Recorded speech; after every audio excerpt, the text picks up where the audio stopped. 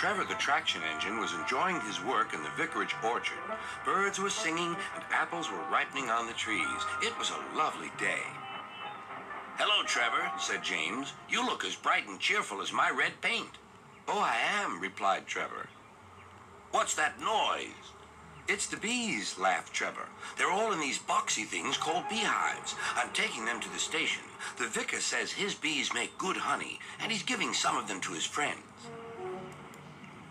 Just then, BoCo, the diesel engine, hummed in. "Take care, you two. Don't make the bees angry. They might sting you."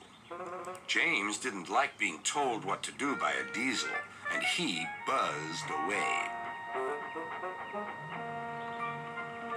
"Goodbye, Trevor," called BoCo, and set off to see Duck at the next station.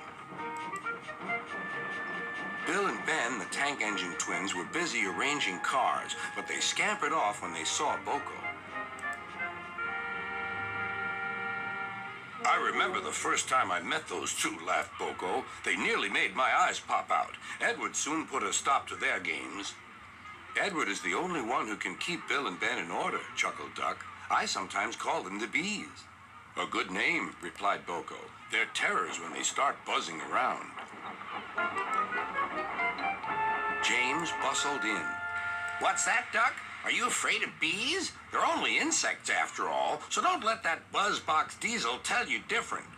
"His name is BoCo, and he didn't.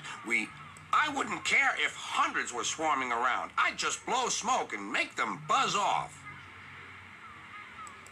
"Buzz, buzz, buzz," retorted Duck. The next morning, James arrived at the station to collect his coaches. The passengers were excited and keen to get on board. The platform was crowded, and the porter was in a hurry. "Mind your backs," he shouted. Then there was trouble. The beehive fell and broke open. The station cleared like magic. James heard a familiar buzzing. The bees were too cold to be cross, so they buzzed around the fireman, hoping he'd mend their hive. But he didn't understand, nor did his driver, so the bees turned to James. His boiler was nice and warm. Buzz off," hissed James. One bee burnt his foot. "Ooh, ooh." The bee thought James had burnt him on purpose.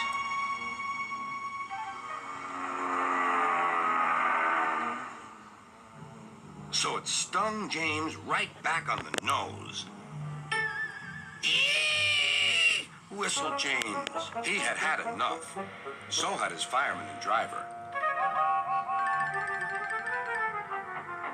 They didn't notice till too late that they had left all their coaches behind. They tried everything to get rid of the bees. First, they spun on the turntable, but to no avail.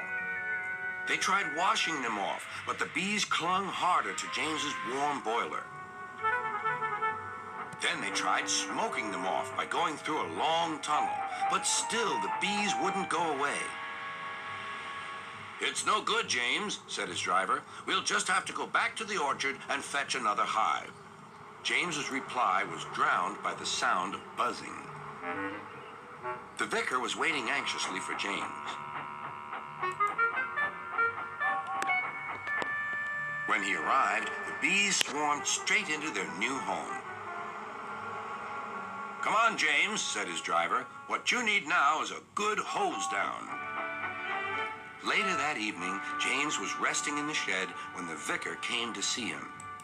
"Thank you for saving my bees," he said. "It's a pity it's not Christmas. Then we could call you James the Red-Nosed Engine." Everyone laughed, even James. But instead, they decided to call James the Bee's Knees, which means they thought he was more useful than ever.